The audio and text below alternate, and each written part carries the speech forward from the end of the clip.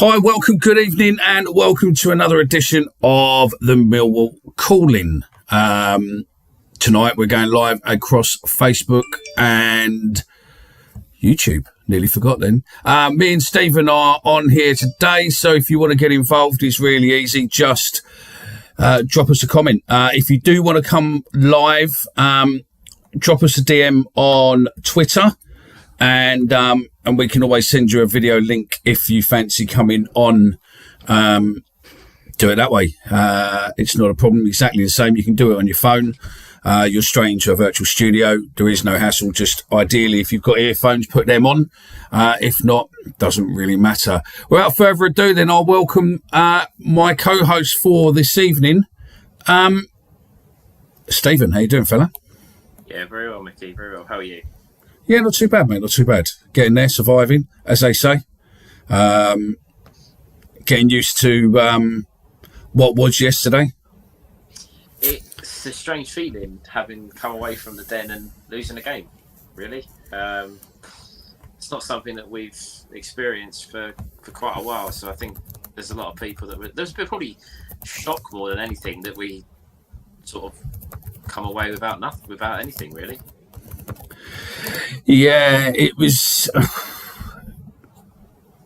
a strange one, wasn't it? I mean, you thought with the early goal, you thought, yeah, we could do this, but I don't know, maybe it was we were knackered. I think the most disappointing thing is that defensively we know how good we are, and we were undone by two set pieces that made us look really poor in defence. Yeah, and we're not poor in defence. I'm sure we'll come on to it, but first goal, if Fleming's not on the post, Long probably saves it, and that's not a dig at Fleming. It's just how it is. It was just unfortunate. Second goal, yeah, another short corner routine, but again they just smash it across the box and it hits Bradshaw. We've got no chance with that, but yeah, not the best. And I think it just kind of showed that perhaps defensively there's still some work to do. Yeah, I think it was. And also the other thing, what I was sort of, again, good evening, Alex, good evening, Chris. The other thing what got me is the substitutions again were late when what was going on. I mean, Ollie Burke just didn't look fit. There was a couple of bits, but he just didn't look, I'm going to say fit rather than not interested. But he just didn't seem up for it, did he? I think the thing with Burke, and it's really difficult with him, and I think Watmore as well, although I thought Watmore looked all right when he come on, is they're playing in positions where I think it's really vital for us that we have people that are on it and on top of their game, and when they're not, you lose so much. I thought it was the right call to start Burke, and I thought he started the game really, really well, but as it went on, he just, again, benefit of the doubt, possibly tired, maybe not fully over his illness, but when they're not on it, it was a waste. It's kind of a waste of time. And I think you're right, the subs were too late. We're used to that with Brower, but at 2-1, they had all the momentum, they had everything, and that's when it needed to change. Yeah, he changed 100%. It at 3-1. Yeah, okay, last 10, 15, 20 minutes we piled on the pressure, but it was too late. We needed to score before that. We needed to get some energy in the midfield, and we just didn't do that. No, and again, bringing on Evans.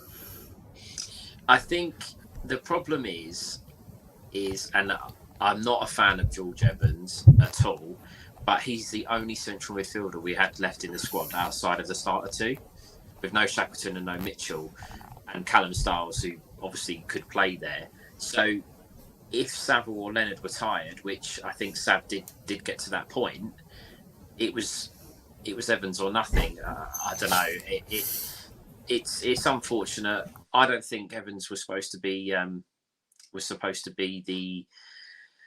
the man to play a lot of football at the moment. I think he was possibly close to being shown the door, but unfortunately, he's happened to play, and it clearly shows. And I think what summed him up really was that effort he had at the end at 3-2, when he sort of scuffed it, it bobbled wide, and everyone just sort of, threw their arms up saying, "What are you doing?"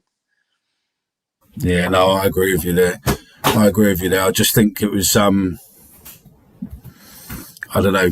There's something why he isn't being played, and then why he's coming on last minute. Do you know what I mean? There's at first I thought the reason he weren't being played was potentially because he's got a contract in his contract that if he, starts too many games, then it triggers something and maybe he gets an extension or something, and that's why they weren't playing him. But I don't know. It's a strange one.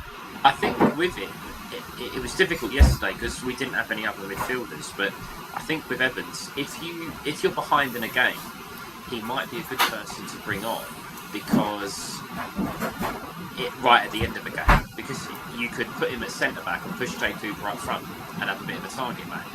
You could use him in that kind of role. But we don't know. No, but yesterday he was the only midfielder that we had.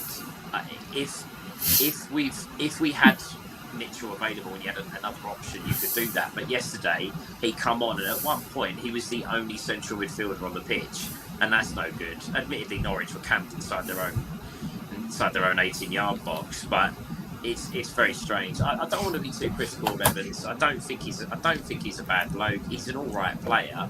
He's just not what we need. No. Remember, if you want to get involved, we are in the process of trying to figure out how to make this work on Space. At the moment, I don't think anyone does. We have got software where we are going to be trying it. Unfortunately, it takes forever to download and didn't download quick enough for us tonight. And it might cause issues, but it's easy done. If you want to get involved, leave us a comment. Drop us a comment now on the comment section. Come straight to the show. We put them up and we discuss them. Or if you want to come on and air your point and join in the discussion with us on camera, or you can leave your camera off and just do your voice, then just drop us a DM on Twitter and we'll drop you a code and you can come on that way rather than just dropping a code and dropping a code publicly and just going all out. I don't know, though. It could be quite fun, but, we'd have half a dozen people in the green room and we'd be going, who's that then? That don't look like their Twitter feed. So, yeah. I think, again, Long is getting a bit of abuse, but I don't think, to be fair, that first goal was his fault. I think Fleming miskicked it and it just took a bobble and unfortunately went over his arms.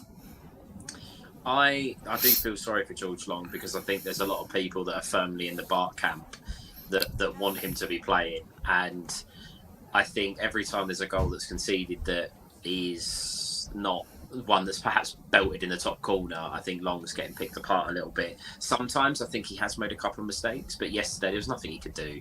I think it takes a deflection off of one of ours before it gets to Fleming as a start. It then flicks off of Fleming's boot. He's got no chance. 2 deflections, no keeper in the league, no keeper probably in the country would save it after that. So I don't think it's his fault. I just think there's a lot of people I think there's still a lot of loyalties with Bart, and people are now just starting to say, right, we want to get him back. I don't think he'd have made a difference. I don't know why Bart ain't playing unless he's got an injury or something. It just seems weird. He's not getting a sniff in at all, was he? And I do think, though, in the first half, which I thought we played quite well, there was a lot of times where Cooper, Cresswell and Long had the ball at their feet and they were knocking it around, making Pookie run side to side and trying to play out from the back. If that's what Rowett wants to do, Long has to play. But I think if Bart is fit, I wouldn't be surprised if at some point, maybe even after the international break, Bart doesn't come back. I don't know if that's the right thing, but I've got a feeling that for the run-in, I reckon we might see Bart. I'm not sure, but I think there's just something that says to me that he's going to be back. Yeah. We should have probably gone on Twitter as well, shouldn't we? I've gone live across Facebook and YouTube. I could have gone live on Twitter as well, I suppose, and catered for the normal people on the spaces, but can you still do it? I don't know. Can you do it now? I don't know. Yeah, probably. There's a comment on there from Chris who's just said there we should with Styles out, we should start Watmore and dare I say Malone for Wallace. I would have started Scott Malone yesterday. I completely agree there. I think that Onel Hernandez, their winger, absolutely in the second half had him all ends up for pace, and I think Malone would have been a better option. And also, again, this might be an answer question for you, Mickey, and anyone else that's listening. We keep letting Murray Wallace take free kicks, and he's just knocking them up. It's just dead. There's no thought. It's just, knock it into the box. I think Scott Malone's delivery would be much, much better if you're going to persist with that. But why you're asking Murray Wallace to take set pieces, I have no idea. Strange. It's definitely a strange call out. I see what you mean now. I mean, Alex Long has to do better with the first goal, in my opinion. Possibly, Alex, but I think if you look back and slow it down, I don't think really he had a chance to know. If Fleming hadn't miskicked it, I think he would have probably saved it. Then again, hindsight's a wonderful thing. He might not have done. Hi, Cole. Hi, Ricky. Right, we are now broadcasting across Twitter as well. So if you are listening or if you are watching, hi. If you do want to get involved and you want to have an opinion or you want to air your opinion, you can either do it in the comments and we'll do this and put your comments up, or you can drop us a DM on social media and on Twitter, and we'll get you live on the screen with us. You don't have to have your what am I thinking of? You don't have to have your camera on. You can just come on with voice if you want. That's not a problem at all. But yeah, it's up to you. It is your show. It's obviously fully interactive. We don't curb or edit any of your comments. We air them all, and yeah, that's pretty much what it is. I'll tell you though, we jump forward a little bit and then come back, but Norwich's third goal was class, wasn't it? Yeah, they're quality play. I mean, the guy that scored that goal, they bought him for, I think he was I saw online, it was about 10 million euros, 11 million euros, so what, 7-8 million pound. And he's obviously a quality player. And no, it doesn't matter who you are. If you've got that quality in your side, I think what I would say, we did allow Norwich, by not making subs and by perhaps going with the same team for as long as we did, we allowed them to get into that position. I think had we have made some substitutions and got a little bit of energy on the pitch, I don't think he'd have been left as free as he was. But flick it up and ping it in the top corner, you can't argue with that. You can't argue with that. No, I mean, overall then, what's your thoughts on the first half? I thought first half was really good. Even game, two good sides. We scored a good goal. I mean, Bradshaw's touch. Have you seen the slow-mo of him flicking it over the defender as he runs through on goal? Yeah. He's so confident. You sent it to me, didn't you? Who? I don't think it was. It might have been me. I don't know. No, it wasn't. It was Joe. But I tell you what, go on, keep talking a sec, and I'll hijack it. Go on, and I'll put it on there in a sec. Everything about it. Fleming's header was perfect. Bradshaw's a man in form. His touch was perfect. Ran through, scores, and you think, right, we're on our way. We let Norwich back into it a little bit, but we had a couple of chances, and I don't think really, apart from their goal, I think was their only shot on target in the first half. I thought, it was what we thought it would be, tight, 5th versus 7th. Perhaps we were looking a little bit tired towards the end of the first half and had to get in and was quite relieved at half time. But I think we know what we're going to get at the end. I think most people would have been fairly pleased going in 1-1 at half time. It was just, I think, second half, obviously to move on a little bit, for 30 minutes we were probably outplayed, and we were outplayed by the better team. And I don't think there won't be many supporters that would argue with that. We had glimpses of in that time, but they had a lot of the ball. They were running at us. They were, creating chances, and they scored 2 more goals. And at that point, I had a couple of mates with me, and I said, with about 25 minutes to go, I kind of said, if we can score another one soon, we're in this. And I think we just left it a bit too late to get the second. Personally, if we'd have scored a bit earlier, I would have fancied us to get an equaliser. Yeah, I think you're right. I think if we'd have got the players on sooner, if we'd have done substitutions a little bit sooner, then I think we could have probably got somewhere. But again, it's leaving it way too late. And that was the problem. As soon as you leave anything like that way too late, you're not going to do anything, are you? You're not letting players get into it. That's the problem. And the thing is, I think as well, Broward, when he does make his subs and we're behind, he goes gung-ho and we start really going for it and playing better football. And I just think he's not brave enough to do that for a longer period of time. I think Watmore should have been brought on a lot sooner. I thought he looked quite bright. But it sounds really doom and gloom and whatnot. But I don't think it's not a disaster. It's not. Just bringing Ricky's comment there. I noticed in the last couple of games, teams are playing a quick set pace against us, and we're getting caught out. I think that's just because we're tired.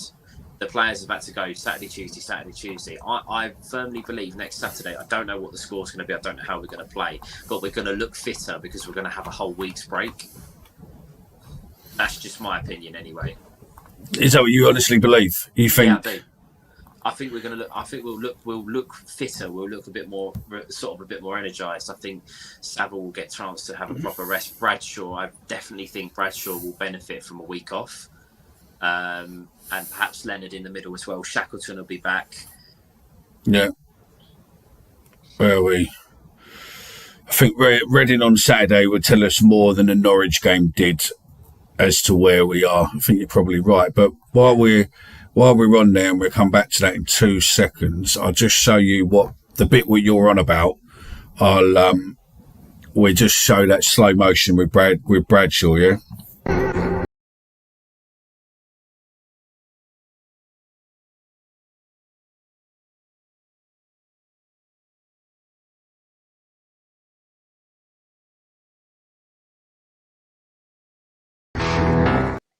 That's proper shithousery, isn't it? I mean, the touch is just absolutely class. That really is a striker who is full of confidence. Someone who knows that what he's doing, where he's going, and he knew. I think he knew as soon as he flicked it over him, I'm going to score. Yeah. And I think there's a few people in the crowd that was thinking, oh, he misses the easy ones, he scores the harder ones. But he's a man in form. I mean, when was the last time we had, and I know Fleming will come on to Fleming as well, but when was the last time we had two players on 13 goals? Both of them. With I know. 11 games to go.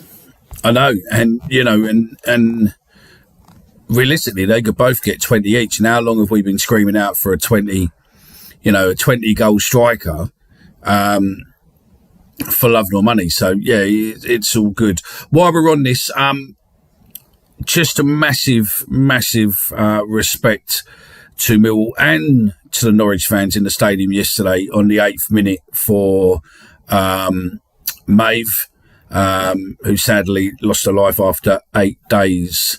And the family was in attendance there. And there was a minute applause rung round the stadium, which is, it was fantastically taken and good.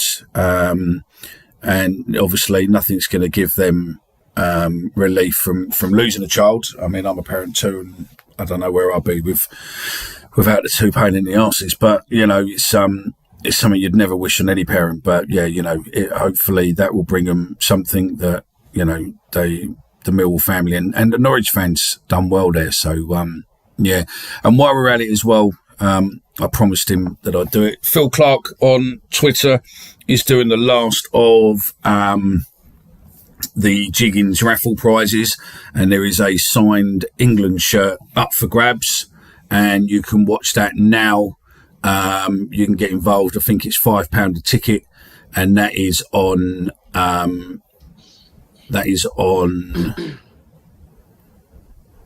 Twitter, on his Twitter feed. So yeah, if you do that now, you'll be able to sit there and get involved. So yeah, sorry, I had to quickly pick on eBay. I'm not telling you what I'm looking at because I don't want it to be bidded up, but there's something on there what I'm looking at. I think on that, with the subject of the family and the little girl, obviously condolences to the family. I think Rowett touched on it as well. I think the Millwall supporters are, we look after our own, and I'm sure that the sentiments met by all the fans and listeners, and obviously us as panelists, that sometimes words might not mean much, and it might not help, but I'm sure they appreciated the support, and that everybody in the ground yesterday is fully behind them, and hope that in the coming days, coming weeks, that everything's okay, and obviously it's a tough time, but hopefully they'll be able to pull through. Yeah, no, maybe. It is. Let's get back onto the real depressing stuff then. The football. Second half started, and they scored again. They battered us. Let's be honest. I think they can. But they didn't batter us as bad as Liverpool seems to have battered Man United today. I mean, can you imagine? It could always be worse. We thought it was the end of the world yesterday. Imagine those Man United supporters sitting in Anfield. Well, I sit on a chat group with some other people where we're obviously with Pitch Footy, and there's some Man United and Liverpool fans and all that. And there's a Man United guy on there who's just like, listen, and he goes every game, and he's like, listen, the players were knackered. They were absolutely knackered. He said, if we go to the next game, we get spanked 7-0 again. He said, then, yeah, we've got a problem. But he said, they were all over us. He said, it was just, we were knackered. There was no heart on the pitch. It's what it is, and move forward. But did you say their manager sitting there saying unprofessional? Yeah. He rips them apart, bless him. So I think the thing is, though, and likening it back to Millwall, to be honest with you, if Man United fans can say and see that their players are tired, then maybe our fans can give some of our players a little bit of slack, because we're in the same boat. We're in exactly the same boat. They are tired, and I think there's a lot of people, perhaps myself included, that you say, oh, I'd love to be a professional footballer. How can you be tired? It's your job. But you don't. Playing Saturday, Tuesday, in high level competitive football. It is going to take it out of you, and it is going to impact your body. I don't want to make excuses. But no, that's it. That does come into it. No, that's it. Do me a favour, Steve. I just need to grab a drink. Can you just talk about the second half a minute? Yeah. I'll be back in 2 minutes. Sorry, mate. I need a drink. My throat's killing me. 1 sec. Yeah, so for the benefit of the listeners, viewers, I've now been left on my own. Mickey's abandoned ship for a couple of minutes. Talking about the game yesterday, I think from 45 to about 60, 65, Norwich started to control the ball. They started to dictate the play. They, run us a little bit ragged. I think Murray Wallace was found out a little bit down our left, their right-hand side. They obviously had the quality of Pookie in the middle that, again, give Cooper and Cresswell a little bit of a torrid time. Didn't really impact the game as much as perhaps he would like to, but I thought he did enough to cause concern, and I think Cooper had a few issues with him. Obviously, second goal comes from another short corner. Very disappointing. I think after the first one, from where I sit in the ground, so I sit behind the home goal, you tend to see how well a team's defending set pieces by their organisation.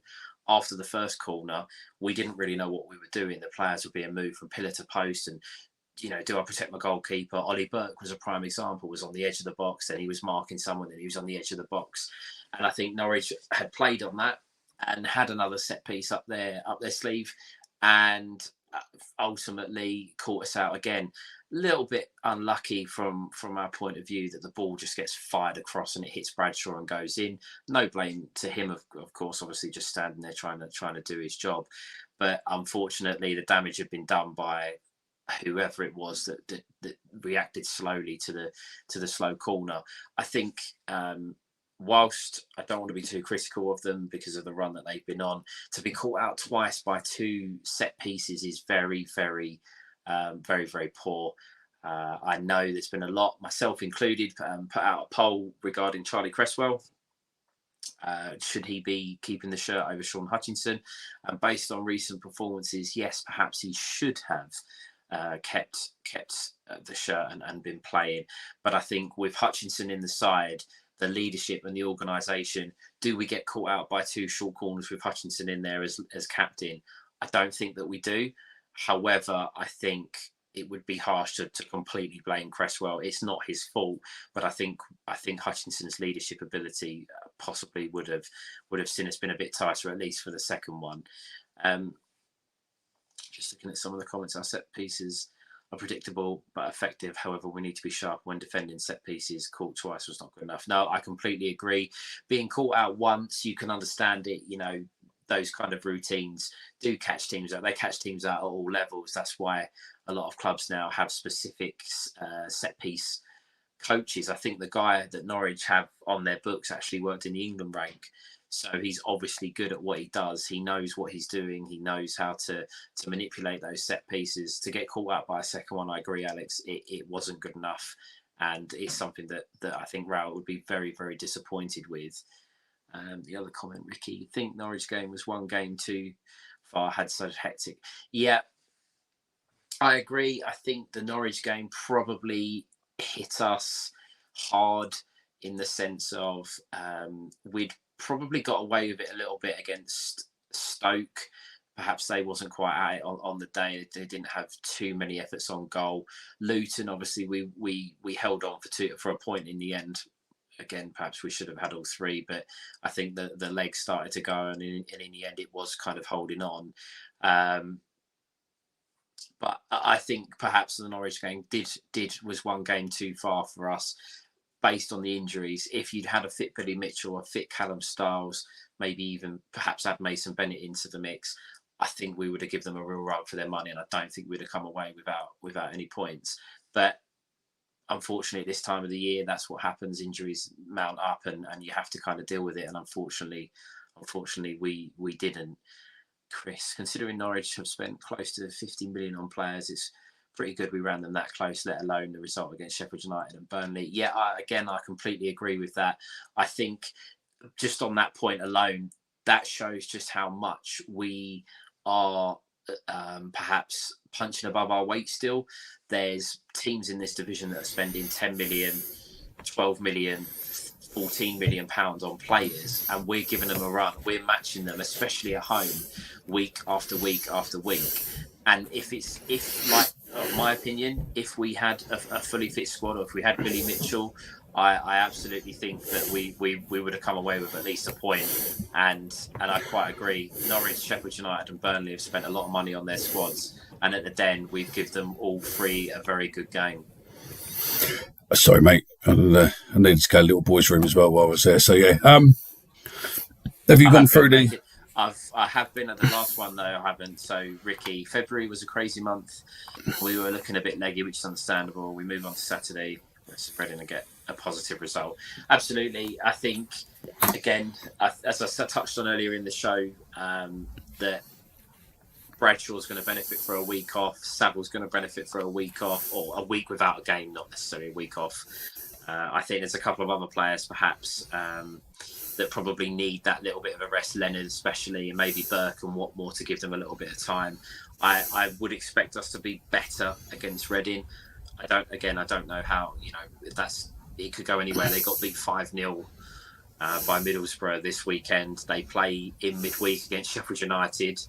They've obviously got the 6 points potential being taken off them, looming over their head as well. So anything could happen. But definitely expect us to be better and to look fitter next week. And then Alex S. Yeah, fingers crossed. Hutch has a knack of stepping out. It's on there now. I don't see that from Coops or Cresswell for me. He has to come back in. As I said, I touched on this earlier. I don't blame Charlie Cresswell for the goals at all. I just think that perhaps Hutchinson's leadership would have meant that we may have been caught out by one corner. I don't think we would have been caught out by two. I think he would have had them quite organised. Again, I don't see dropping Charlie Cresswell in on the cards. However, if that was to happen, I could understand it, and I think Hutchinson would give us a little bit more control and a little bit more, as I say, a bit of a voice out on the pitch to kind of marshal the troops. Yeah, I don't think Cresswell's going to get dropped, but no, I don't. But I could understand it. I could understand it if he did make that change. Yeah. I don't know, mate.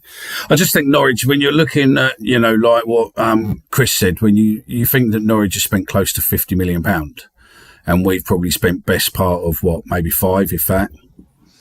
It just shows you really that a team coming down from the Premiership. I mean, if you look at the Prem this year, and for instance, you have West Ham, Leeds, and Everton come down. They've already got big players in, but potentially with the money what they get given when they come down, what they get, I think they get 100 million first year, don't they? Or 35 million a year for 3 years or whatever it is. Yeah. Then all of a sudden, they've still got Premiership players playing, like with Norwich has really, isn't it? They've got Premiership players playing in the Championship on wages that, probably two of their players would play most of our team's wages. Yeah, I think that's where, again, when we've spoke about this year is really important, because if you don't make the top 6 this year, next year the Championship is going to be very, very difficult, because there's going to be some really good teams. And it's not even just the teams that are coming down, it's the teams that are coming up. Sheffield Wednesday are a big club, Ipswich are a big club. If they're 2 of the teams that come up, it's hard, it's going to be really, really difficult to... Did you just say Ipswich are a big club? They're bigger than League One. They're a bigger club than League One. Maybe. Grounds, they'll be competing in the Championship. They might not make it in the top 6, but what I'm saying is you could lose potentially Wigan and Blackpool and be replaced with Sheffield Wednesday and Ipswich. I know which 2 I'd rather be playing. So, yeah. I think the Championship is gonna become incredibly tough next year. There's no guarantee if you make the playoffs, you go up. But I think if you don't even give yourself an opportunity to get out of the division, I think next year you'll begin to rue it, because the finances are going to tighten up for us, because we're not going to be able to spend loads and loads of money. We know that, but other clubs will. So, and that's the problem. You see, listen, I'm not knocking JB. I think JB's been fantastic for us, kept us where we are, steadied the boat, and we are where we are. But we do need a good chunk of investment to make a push. Like January transfer window, or even the summer transfer window, we need to have a couple of proven strikers, or proving this, someone where like the likes of Norwich have got, but you're not going to get those without spending £5-10 million on a player. And then obviously you're going to look at the wage. I wouldn't necessarily say you need to go there. We'll come back to that one in a minute, Alex. I'll put it out. I mean, Chris has obviously said the parachute payment needs looking at. What is 40? What is it? 40, 50 million? I think it's £35 million a year for 3 years when you come down, which gives you an opportunity to get back into the Premiership. And then once you hit the Premiership, you get 100 million. And then I think every year after that, you're in the Premiership, it's about 100 million. But, when you're talking with us, we probably don't even spend £30 million a year, £40 million a year. And then you're talking, you've got 3 new teams on top of the... So, for instance, who come down last year? Norwich, Burnley. Burnley. Watford. Watford. So, yeah, possibly. So, yeah, I think it was, yeah. So chances are Watford and Norwich won't go up. So Burnley does. So that's 1 out. You then got 3 teams coming down. You'll have 5 teams in the Championship, potentially with a £35 million budget a year. Yeah. That's it. So, yeah. I do think, though, the parachute payments absolutely do need to be to be looked at. I agree. I think it's unfair that teams are I say rewarded. They get it because it's because of their wage bill, isn't it? It's to help them cover them. But we all know that's a bit of a sham because all clubs now have in their contracts, if you get relegated, everyone takes a pay cut. Yeah, that happens. So they are getting a lot of money to spend to try and boost to get them out of the Championship. It does need to be looked at. But I agree with the other points there that there are warnings on the flip side that it doesn't always work. Like Huddersfield, for example, who are looking like they were a Premier League club a couple of years ago. They made the playoffs last year, and now they look like they're going to League One. So it doesn't always work. Yeah, but Sunderland did the same though, didn't they? I mean, we talk about Huddersfield. I mean, it was a strange thing what I shared with you lot this week, wasn't it, with Huddersfield, that at the playoff final, Fleming was at the playoff final between Huddersfield and Forest as a guest of Huddersfield. He was on the verge of signing for Huddersfield. And then allegedly, so the Huddersfield fan was telling us that half-time, owner change as such, and the new owner, what was coming in, basically said, we've got to, watch what we're doing. We're not buying any big signings. We're not buying any signings. That's it. It's gone. And literally, then we get him. And he's with us. Strange how fate works. But potentially, I suppose, if Huddersfield had gone up, we potentially would be seeing Fleming in a Huddersfield shirt playing in the Premiership. I mean, he would have, and hopefully he'll be playing for us in the Prem. Well, yeah, I mean, Huddersfield is a shithole. Fucking, it's the arse end of the world days. Yeah, so he gets to live in London. So I think he made the right choice. And as Alex said, they took Conor Mahoney. Conor Mahoney's on their books. So again, I think there's a lot in football made about money. And if you've got it or if you haven't got it, basically. And we're a club that don't really have it, and we are punching above our weight. However,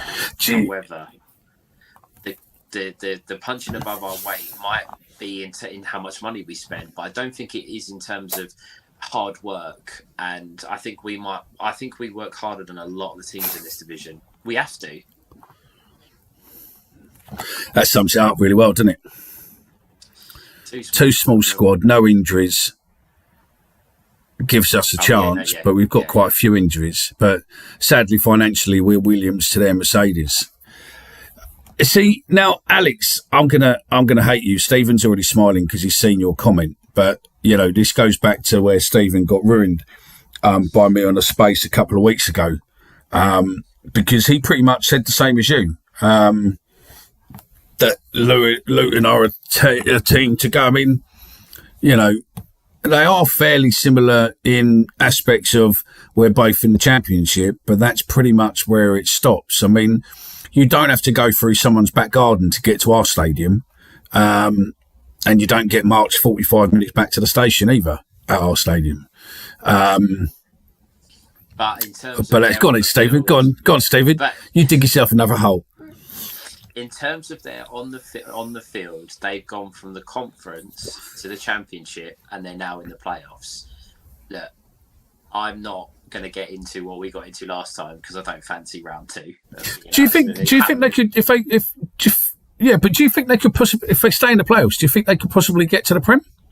Yeah, I do. I think once you hit the playoffs, anything can happen. I think maybe having to play Middlesbrough might be over two legs might be a little bit of a problem, but I think I wouldn't say that Luton are the model to aspire to. I don't think we should be trying to aspire to them. We should be trying to aspire to clubs like Brighton and Brentford. They're the clubs that we should be looking to aspire to. But Luton, the way that Luton are run, I can understand why they're being successful because they are run the right way, in my opinion.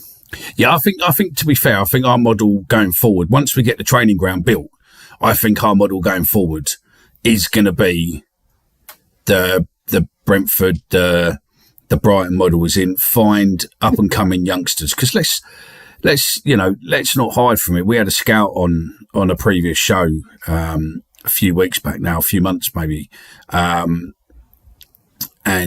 Jim, and he was saying, that a lot of these Premier League clubs from all over the country break rules by just sort of putting a school in an area. So South East London is an absolute goldmine for talent. So you'll have an Arsenal school or a Tottenham or a Man City or a Man United and all of this, and they basically try and find the talent and keep them and then bring them into theirs. Let's be honest, if you've got a chance of playing at a Premiership club or going into one of their academies or going into one of their youth setups, 9 times out of 10, they're really going to, we're going to lose if we take them to Claremont Road, didn't we? And we go, this is ours. Porter cabins from 1962, and we only get hot water on 3 days a week. Do you know what I mean? But I think the new training ground will give us a lot more eye to be able to get better talent, and I think that will give us a leg up in a couple of years' time. But this is probably the greatest opportunity of getting to the Prem, and we just didn't really make an investment really what we could have done. I mean, there was a few strikers out there for a few million, but we didn't go. Whether or not we left it too late or not, I don't know. So yeah, I would say on that though, had we have signed that Nisbet, I think we would have been in banging trouble, because I don't think he would have been the answer, and we'd have thrown 2 million quid at it. So, I think they made the right call not investing in him. Perhaps they could have used that money elsewhere, but with that one, they made the right call. Yeah, I mean, I would have loved them to have signed, which I believe possibly could happen in the summer, allegedly. So the rumours are Fleming's mate from Holland, Van Hooydonk. Yeah, Van Hooydonk. Because he was supposed to be coming over to the Prem beforehand, and then that got cancelled because it was too hard to be able to pull off a deal between the loanee club, his club, because obviously you needed agreement from all of them, and the loanee club didn't want to release the loan, and the other club just wanted a loan. They didn't want to sell yet, but potentially we might get him next in a summer window, possibly, probably not, but yeah. Reno with the good evening. It might be coincidence, but I think our recruitment has massively improved since Aldridge has come back. I think you're right. Our recruitment has massively improved, and I think you'll probably find, if you dig deep enough, that it's possibly not to do with him. I think we'll leave that one there, as I don't have any categorically proof, and my source isn't going to come in to confirm that. I would say on that though, that the recruitment has massively improved recently, but the proof's going to be in the pudding when clubs come in for Fleming, because it's all well and good bringing in better players, but it's when we get into the Tim Cahill, the Steve Morrison, Jed Wallace situations where are the club going to hold their nerve and try and get big money, or are they just going to get an offer and go, oh, we've got to sell because we've got a few quid. I would like to think that they're better placed to turn bids down and ask for more money, but knowing Millwall, I can imagine Fleming. Can you imagine the uproar if Fleming gets sold for peanuts when it eventually happens? There'd be chaos. Good evening from Italy. Buongiorno. Is it buongiorno? That's hello, isn't it? Yeah, I think fairly Italian. Yeah. There you go. Chris, if we do get to the Prem, do you think we need some sort of ground expansion? We'll come to that in a minute. Fair play, yeah. No, I was told that Fleming was all Rowett's doing. It was because we wanted it before Alex come back. Yeah. So, yeah, we'll come onto the comments quickly with wanting you to get involved. Stephen's just said, what do you think? Those listening, watching, get involved in the comments. What would your figure be where you would be happy to let Fleming go for? And don't go ridiculous as in 150 million, but be sensible. If a club come in with an offer for Fleming, where would you go? Well, actually, 15 million would be fair, or 10 million, or 12 million, 50 million, 20 million, whatever. Where would you feel comfortable in today's market? Also, bear in mind as well that Fortuna Sittard probably have a sell-on fee, so we're going to have to pay out some money. I mean, I don't know for sure, but you'd think it's probably 20-25% sell-on, wouldn't you? Because they were banging trouble. Yeah, I would have thought so. So if you are putting in 10 million, then up it with that 25%. So probably you're probably realistically talking about 12.5, 30 million, so that we don't lose. But then again, 10 million, I suppose, is a lower market than 20. But so far we're getting in 10s. John Parr says 10. The Daily Millwall says 15. Alex says 10 million. John Parr says 10 million. If we don't go up, we don't sell. If we don't, 15 million. If we do, 15 million. Thing. Now, Cole's in my book, I'd say 20-25 million, because he is a player. I mean, we both know journalists who were at the game on Saturday. I know a Times journalist who was there who, said to me after the game, "Fuck me, what a player. That is a player. You were lucky to have him. That's a player who's going places in the future." You had the same. You had a Telegraph reporter, didn't you? You knew. And he said the same. I think at some point people are going to come in for him, and we're going to go on. If we don't go up this year, the club are going to be massively under pressure this summer, because people are going to come in for him.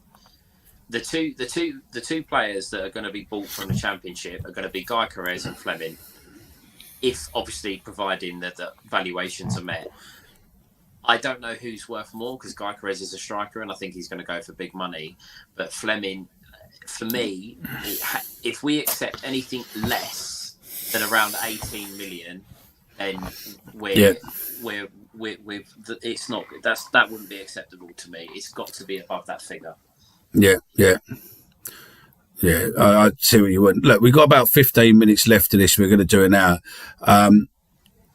Get involved in the comments if you want. If there is anyone on the comments who wants to come in live and come on the screen and have a chat with us, just put on there I'll come in, and I might just post the link on publicly, because it'll only be available for this stream.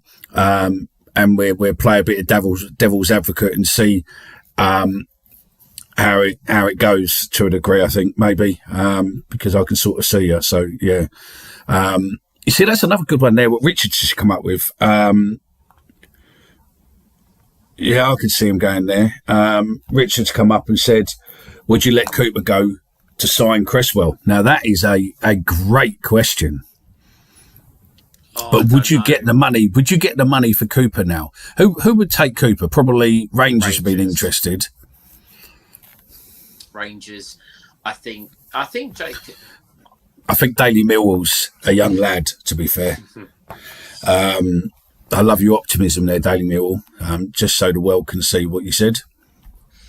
And just to clarify, Mickey is the most pessimistic fan I've come across over the last few years. So that's the.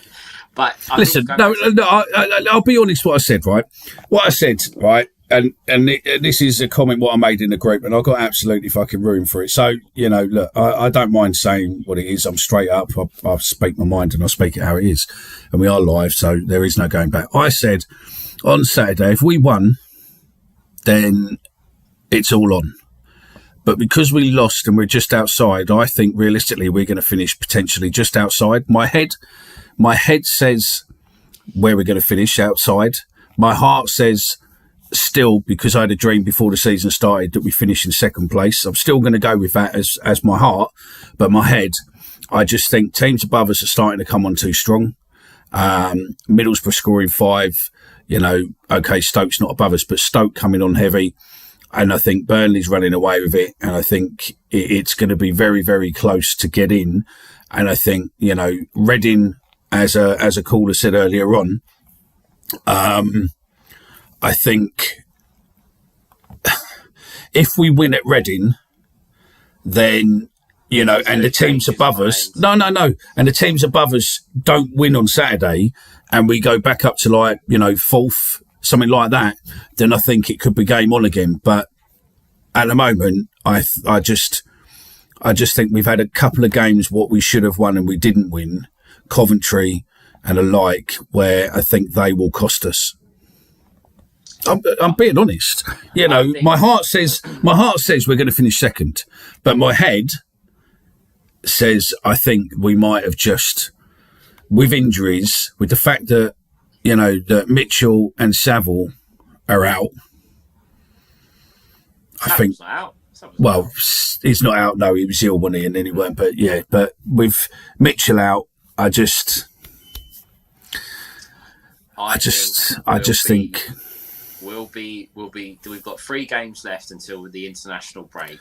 Come the international break, I think it'll be a lot easier to make a little bit of a decision or have an idea roughly where we're at. I think at that point, right now it's difficult, but at that point you'll know, because we're either going to drop a few more points or we're going to get ourselves back and leapfrog up into the top 6. I would suggest, if you could, buy your Blackburn tickets right now, but you can't, because I think that game will be the biggest home game this season. It will be a true sellout of Millwall fans without the tourists, what we'll come on to in a minute, Stephen, because we've been having conversations about it. And I think that is going to be the most intimidating, horrible fucking crowd we've had there in a long time. And I think we will smash away records. Hopefully they'll let Blackburn bring a load and we'll have a proper game. But I do honestly believe that, you know, it could potentially come all down to that game. And we'll go from there. So, yeah, let's just do a couple of these comments. Love the optimism from Daily Millwall West Ham. Well, hopefully, either way, we'll get to play West Ham next season, either because they're coming down or we'll go up and then we get them in the FA Cup. Players in the middle. Yeah, maybe. I think he'd be dangerous in the middle. Yeah. I think it'd be very dangerous in the middle. Please, Millwall, sew it up before Blackpool away. Don't make me go to that shithole. Yep, I agree with you there. I think you're right. Too many games we've lost and where good teams win. See? John is on my camp. If Blackpool in the FA Cup semis, that would help. Yeah. I'm thinking that with Blackpool still in the Cup, Burnley still in the Cup, and Sheffield United still in the Cup, I think it's going to do us potentially utmost. On a championship group I'm in with other podcasters, I keep, every time they keep winning, keep going, well done, carry on winning, because it means you're going to fuck up the championship. So, you know, it's great for us that we're going. We need to take it game by game and not worry what other teams are doing. See, I sort of agree with you there, Ricky, but I just do think that we've had a few games what have been in our hands and we've not sealed it up when we should have done. But just to counter that, we didn't expect to get much against Sheffield United and Burnley, and we did. So, well, yeah, I totally agree with that. But, you know, it's like what I said to you the other day when you said that. And, you know, if my nan had wheels, she'd be a fucking bike, but she ain't. Yeah, do you know what I mean? I get it is what it is, isn't it? Do you know what I mean? I get that. But next week, Norwich play Sunderland. Sunderland need to bounce back after obviously being spanked by 5. Every week from now until the end of the season, teams around us are playing each other. We don't have that until Luton. Yeah, you could argue West Brom, I suppose, but I think they're dropping away a little bit. And Blackburn at the end of the season, so teams are going to be dropping points. It's hard to not look at other games because you kind of have to, but at the same time, I think just go to Reading next week, do what you have to do. If you get 3 points, see where you end up, and then it's 10 games to go, and then you just go from there. Yeah. No, that's it. I agree. I agree with that. I think we've got, I suppose realistically, out of all the teams above us and around us, we have got pretty much the easiest running to a degree. And yeah, we go like that. Well, we've got about 10 minutes left. I am tempted to just put the link on the thread and just see whether or not there is anyone who wants to come in. Do it. So I do it. We've got 10 minutes left. I am gonna.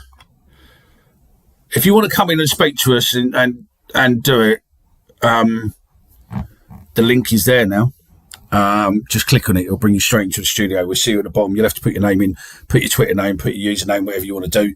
Ideally, put the username what you're using on here. Don't come on and go, Mr. Cunt, because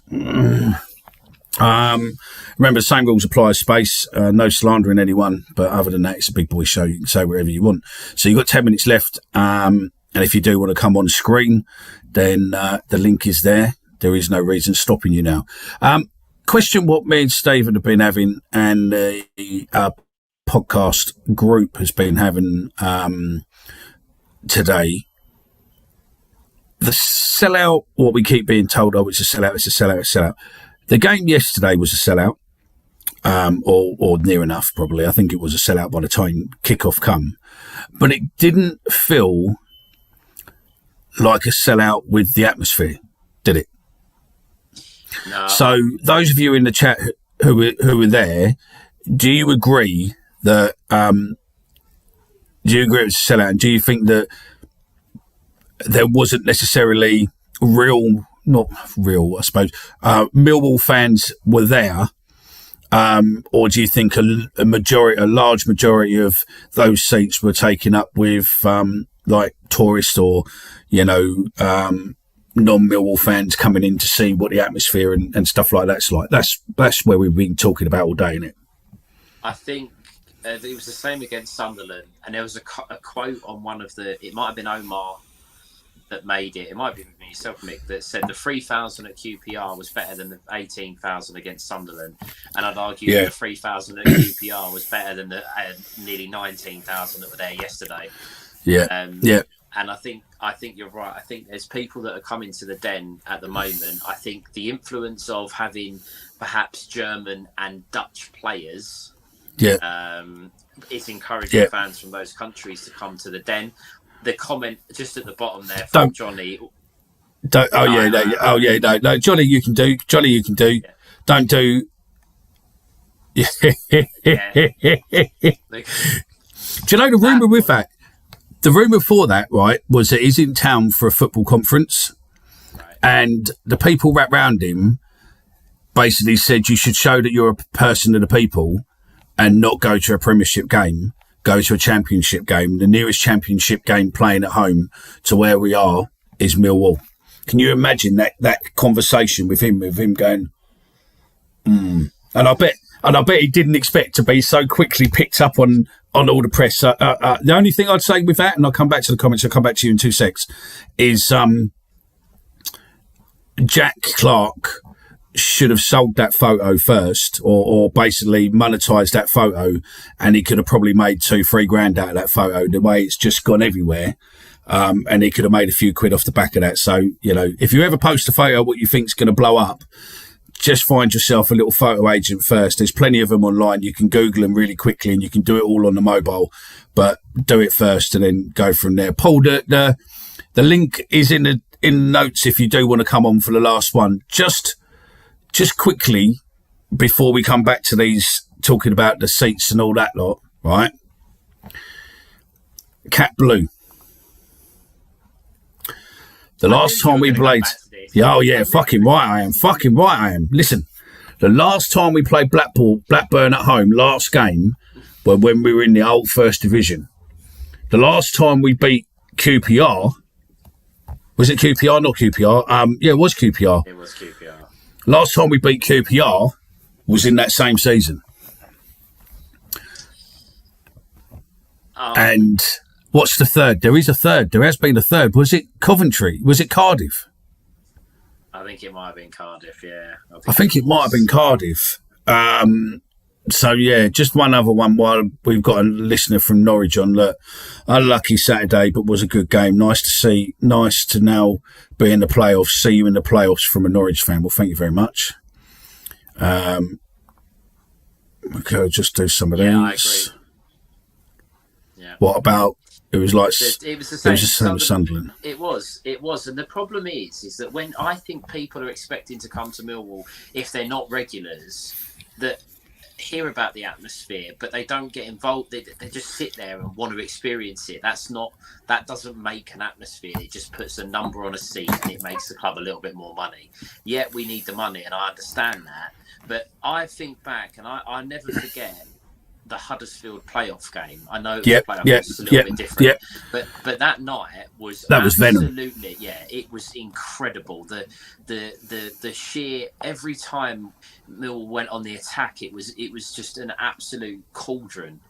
And now, I mean, even after we scored yesterday, the Bradshaw goal, the first goal, it was just like, okay then, well, let's just carry on watching the game, and that was that. And I have to say, and I don't usually say this, I thought the Norwich fans were quite good yesterday. They made a bit of noise up at their end, and it's very disappointing. The crowd, you know, we hear about the atmosphere, but we're not getting it. We're not getting it at all. Yeah, I agree with Chris there. I've been to smaller games, and we've been louder. Had better atmosphere with 10K than 18,000. Mm-hmm. Yeah, I totally agree with you there. Yeah, but we were pissed and lost 4-1. Losing 3-2 at home to Norwich in 88, 89 and 89-9. Oh, God. All these omens. And I bet he's just sat on the computer there. Daily Mill, just type in the in the comments. I reckon you're under 25. I reckon you're probably under 22 to be fair. But just let us know how old you are roughly or exactly. So 3,000 happy clappers in the away end. Yeah.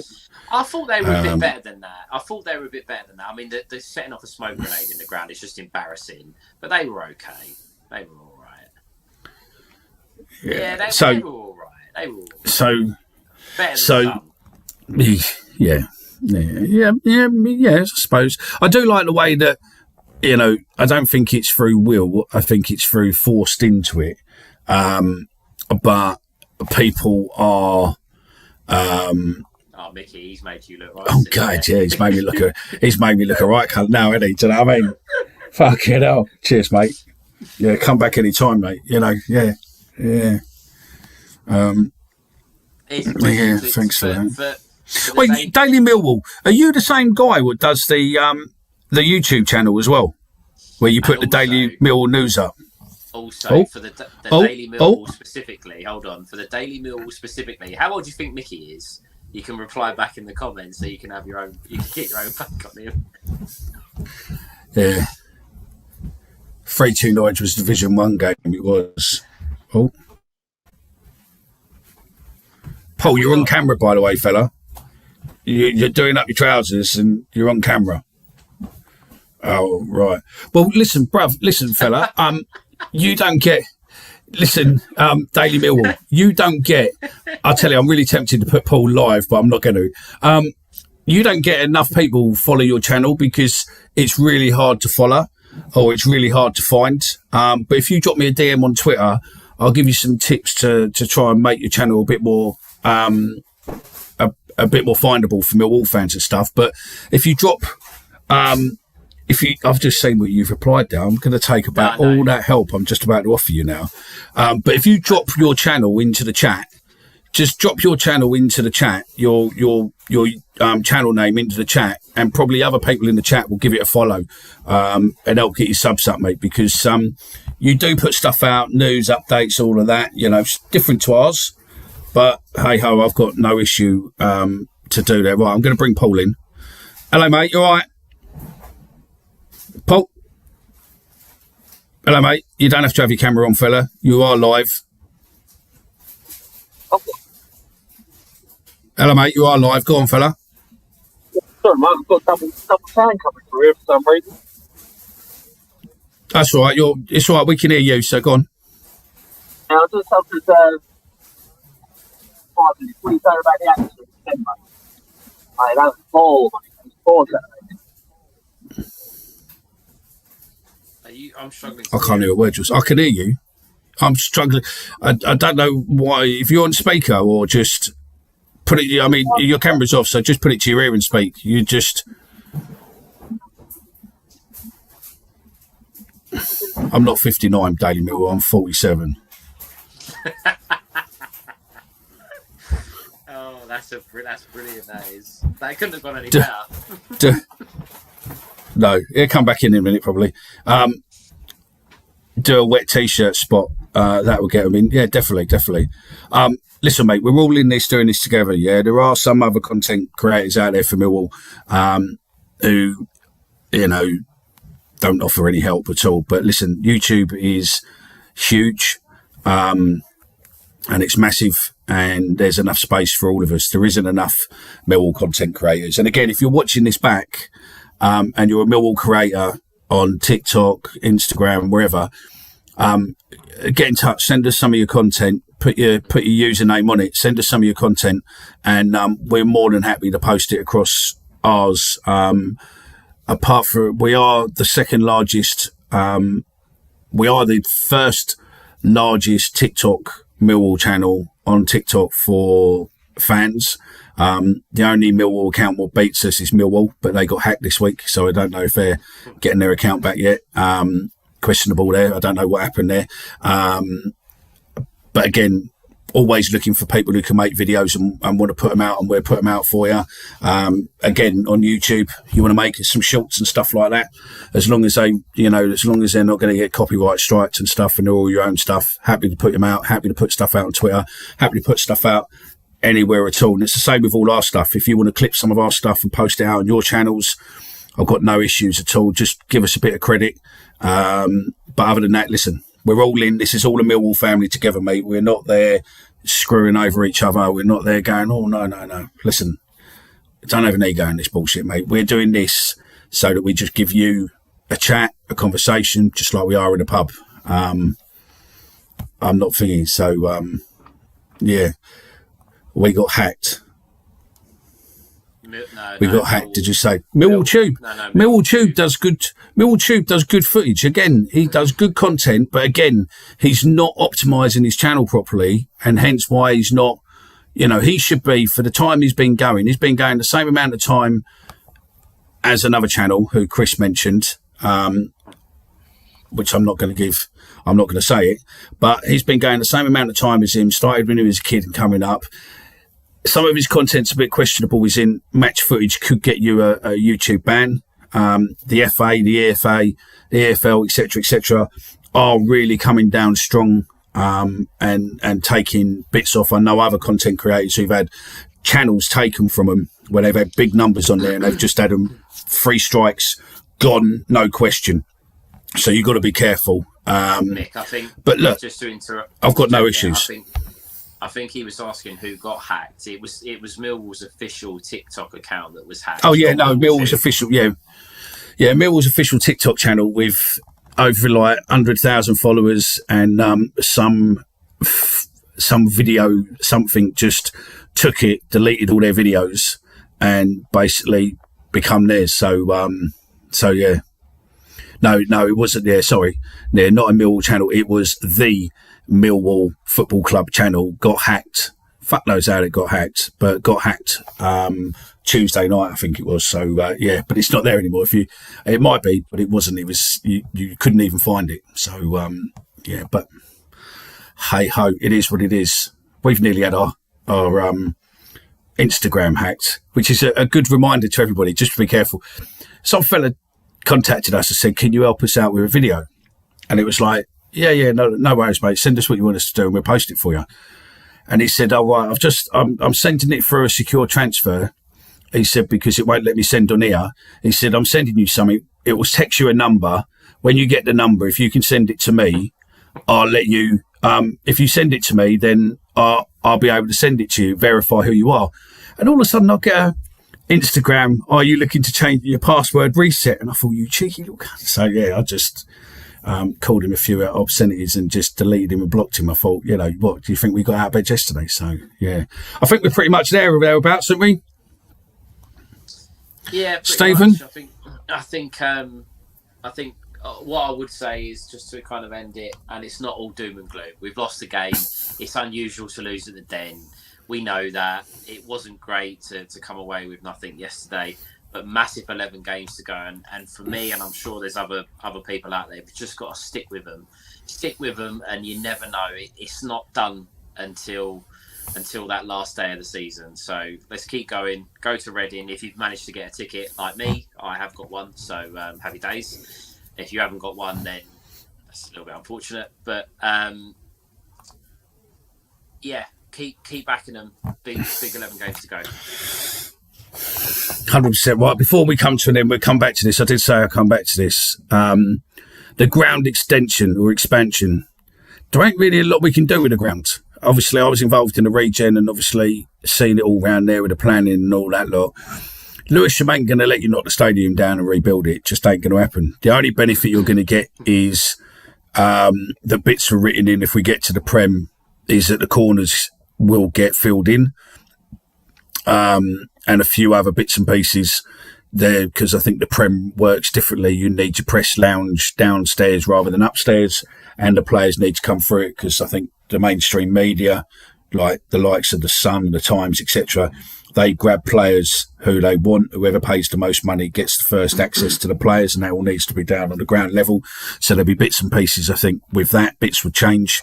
But as far as I'm led to believe, it will be corners being filled in. And hopefully with the corners being filled in, we can eventually get some safe standing in there, because I just don't think we've got... But saying that, though, I don't think we had the room to put safe standing in now because of the way the stadium was built, because it was an all-seater stadium, designed stadium, and it was built. But when we went to QPR had safe standing in there, didn't they? Yeah. Yeah. If you remember, I don't know where you sat. If you were sitting upstairs, there were safe standing blocks in there. So yeah. Right, quickly before we end, I'm going to give a little bit of a thing in a second. Stephen's obviously got something else he's going to say quickly. Give us your predictions for Reading away, and then we'll come back next week and take the piss out of you if it's all completely wrong. So if you want to mention the next week's show, put your predictions in now. Stephen, what you got to say, fella? Just Nothing. Firstly, my prediction for next week for Reading, I think we'll win the game. I'm not going to give a score just yet, but I think we'll go there and win.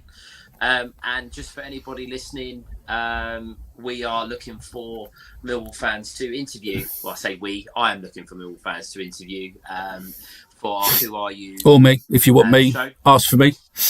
Yeah. Mickey is available, or other panelists are available. If you don't, Well, you could ask for any. You could ask. Or you could ask anyone in the panel. If you've got a chosen person you would prefer to be interviewed from on the panel, ask. Otherwise, it's going to be Stephen or me. But it's normally Stephen. They take around 45 minutes. I think Ricky, who's in the chat, we're going to be recording one with him on Tuesday. If you're interested, drop the pod a message, drop me a message personally, whatever you want to do, and we'll get that sorted. Excellent. Answer to Danny, yes. Yes, we can fill in the corners. Yes, they do. I would probably suggest probably around that, maybe a bit less, maybe 25, because I reckon probably 2,000 a corner, maybe 2,500 a corner, maybe. If each stand holds 5,000, I'd probably say about 2.5. Daily Mill is obviously giving us the win. 3-1 win. The Peckham Poet 2-1 win. I take it by that the Peckham Poet. I take it you're a stand-up comedian then, are you, or a singer? Let us know in the comments before we leave. 1-0 for Millwall.